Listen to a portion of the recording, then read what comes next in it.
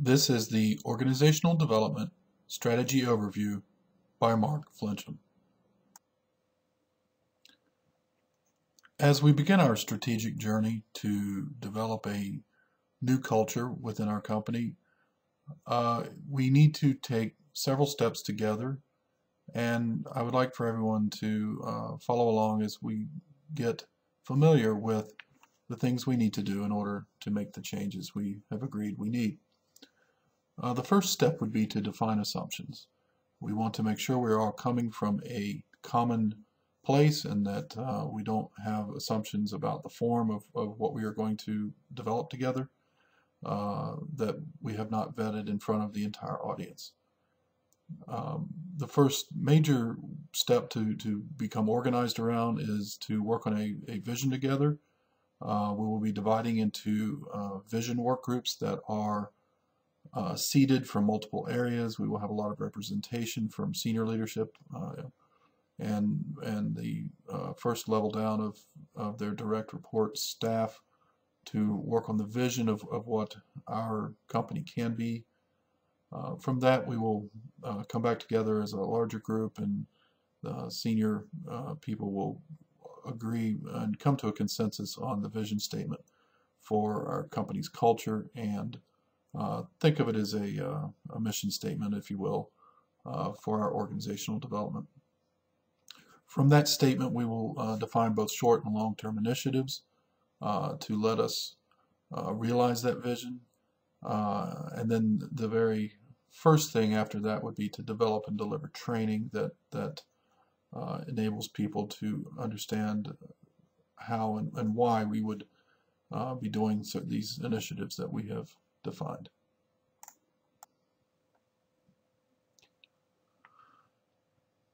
As we begin to realize, deliver upon, and develop our short and long-term initiatives, a parallel strategic piece of work that must be done in any organizational change is to take care of getting the right people in the right place.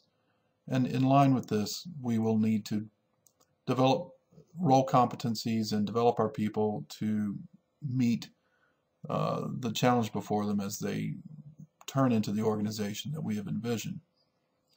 In order to do this, we have to develop roles. We have to develop the correct roles that we would want to have within the company in its new state. Those roles have to be backed up by defined competencies so we can measure people against their success in those roles, and so that we can reward the high performers and those who meet our expectations and who come along for the change. It also allows for corrective action if some people either aren't understanding or actively resist, to be frank, the changes that we have in front of us. Along with this, we will have to have hiring policies developed within HR to help fill those roles. With all change comes there will be people who will not stick around for the whole thing, and we're going to need to fill those with people who do share our vision and wish to participate with what we're doing. We will also need to develop hiring experience amongst our leadership structure and within HR to ensure that we collectively, competently, and consistently hire the right people with the right roles that we have agreed upon.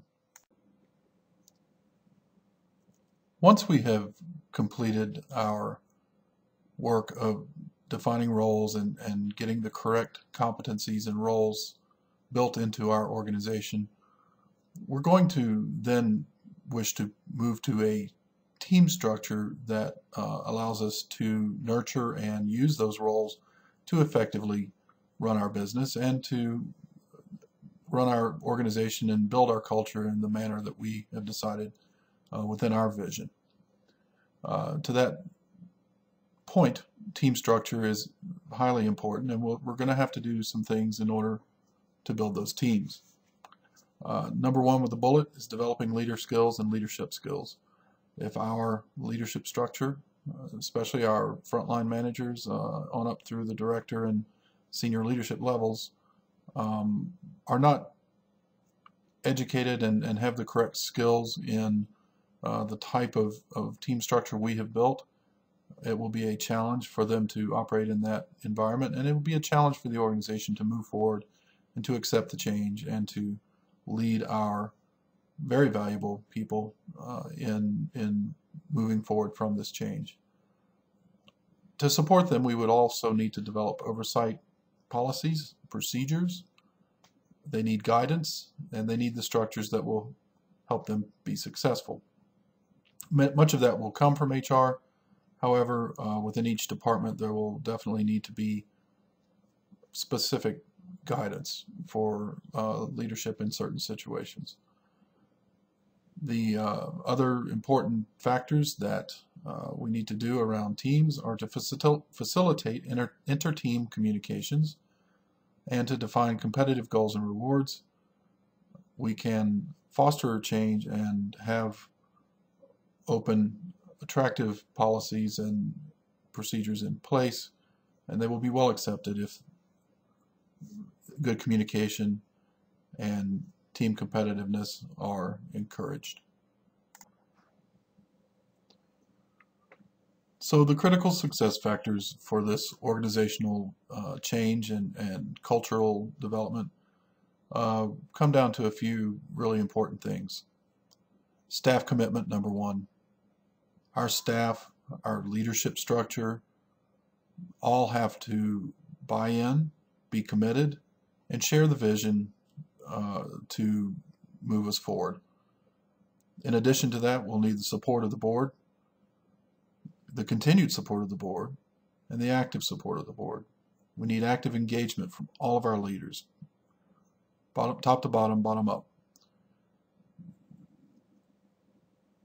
Applying SMART objectives will be crucial to making the work on the ground work.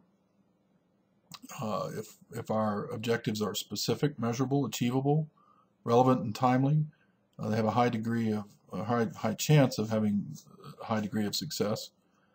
And we will understand at the end of each whether we have done what we set out to do, and we will be able to understand the value in each thing that we do.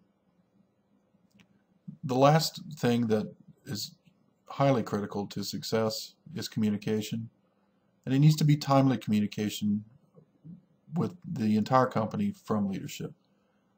Nature abhors a vacuum, and you just simply leave the opportunity for rumor and innuendo and things that fight your success if you are not open and timely with your communication. So that's why I point this out as an extremely important piece. Thank you for your time.